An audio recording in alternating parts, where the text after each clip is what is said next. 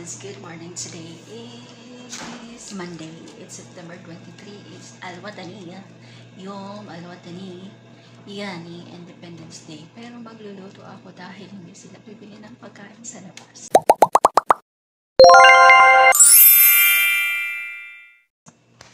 Magluluto ako ng upo with the chicken. Yan. Pinili si Baba kahapon na chicken. So may mailuluto ako for today's video. Please. So ayun, nagkakape ang person. Antayin ko yung chicken. Diba kakalabas ko lang aantayin ko. Kasi ano pa siya, frozen. Ako madaming upo dito. Ipuin ko na ito lahat. Dahil masisira lang ito. So, meron akong upo, nabalatan ko na siya, i-cut ko lang siya ng pa-cubes. And then, ito na din yung aking chicken na gagamitin, yung pakpak. Ganyan lang yan, kasi ako yung kakain yan. Charis. Ako dito ng sibuyas, bawang at saka kamatis. Ako dito ng mantika.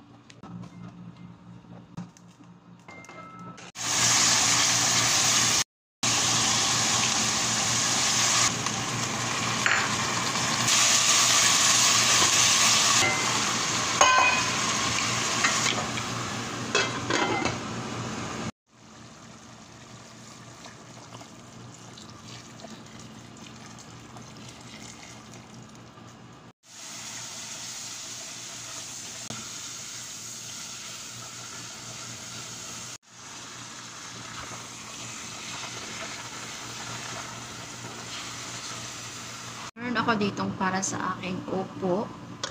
And then, ito naman yung para sa aking pumpkin soup. Iniluluto ko lang yung chicken. Tsaka ko ilulunod yung mga gulay. Nagpagawa na ang sandwich. O aking pinagkita. Hanggang gising nila, oras natin is 1:25 na ng tanghali. Tapos, ayun yung coffee niya. Ito, ininit ko lang yung kanyang sandwich. Meron ako ditong fresh deal. Yung Arabic nito is kalimutan ko. Shipped. This is shipped. Pampalasa ng upo. Ilalagay ko siya sa top mamaya kapag kaluto na lahat.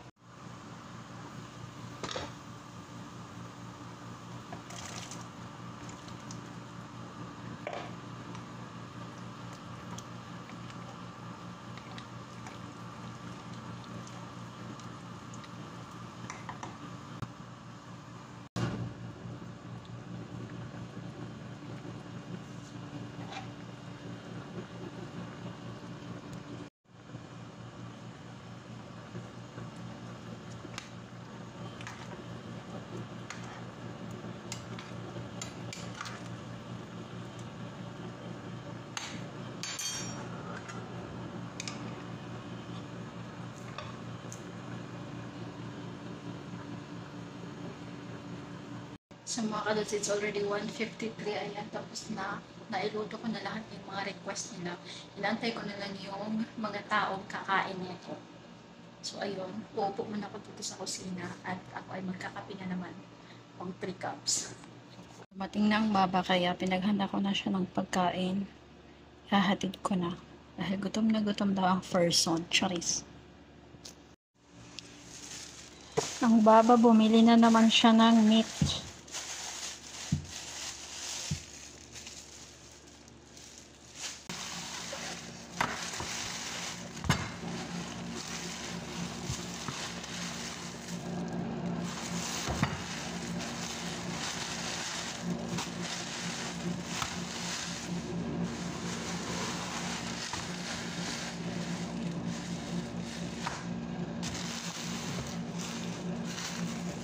Ang ginagawa ko dito kapag bibili siya ng meat, tapos nakaganito yung tali, ina-flat ko siya para hindi siya messy kapag nilalagay ko siya sa ref.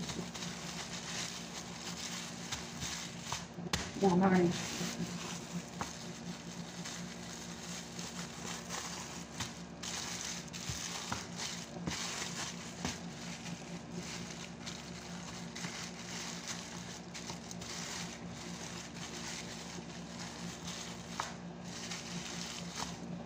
Kasi kung nakaganto yung mga meat na binibili niya, bilang na niya ito. Tapos tingnan nyo, 4 na piraso lang. Sa kanya lang yan. Walang pwedeng magluluto niyan. Para talaga yan. Para lang talaga yan sa kanya. Mga kadudes, kakain sana ako. Nakaupo na ako sa may lamesa. Punda ko na yung aking kakainin. May rice na ako and then may chicken. Kasi nga kakain nga ako. Gutom na gutom ako kasi hindi ako nag-breakfast. Susubo na sana ako. Buti na lang pumunta si my friend tita. Sabi niya, ayaw kaon. Sabi niya, latakli. Huwag kang kakain, lalabas tayo. So ayun, hindi ko natuloy yung pagsubo ko. And then uminom na lang ako ng tubig kasi nga alis. And so ayun. So ayan, nakabihis ng person. At ako ay bababa na, napakainit. Sobrang pawis ko. Ayan, ganito yung itsura ng person.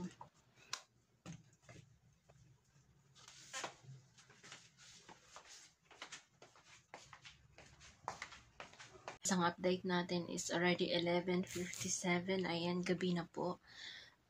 Umalis pala kami kanina pagkatapos kong magluto, 'di ba? Sasain.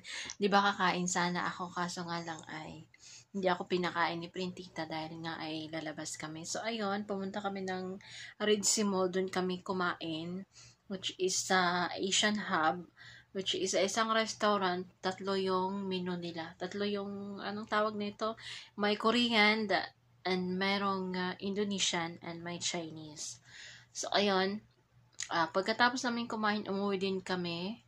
Naglibot-libot lang kami saglit. Tapos si tita, may binili lang siyang makeup. Tapos, umuwi na kami.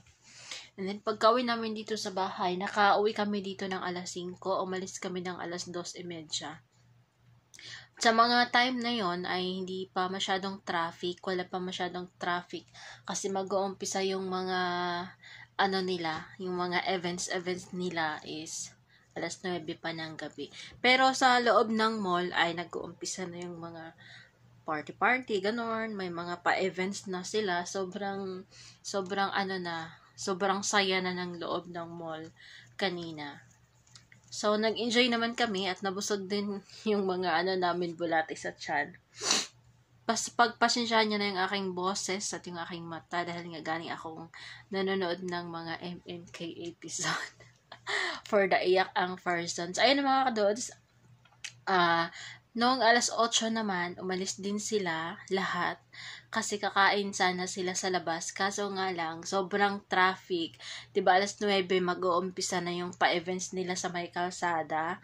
So, sobrang traffic na. And then, itong dalawang matanda, yung mga amo ko is hindi sila, ang tawag na ito, ayaw nila ng ganon. Ayaw nilang ma-stuck sa traffic. So, ayun, umuwi sila dito sa bahay. May dalang pagkain. Pero yung 3 anak niya, which is si Majid and si May Inimi and Printita, hanggang ngayon hindi pa rin nakauwi. So, sila lang yung tumuloy. Yung nanay at tatay nila is umuwi dito sa bahay. So, ayun lang mga kadudes. Hindi naman ako masyadong busy ngayong araw. Nagluto lang ako ng very, very konti. And then, ayun, dahil nga kami ay kumain sa labas. So, ayun lang mga kadudes, and thank you so much for watching. Bye!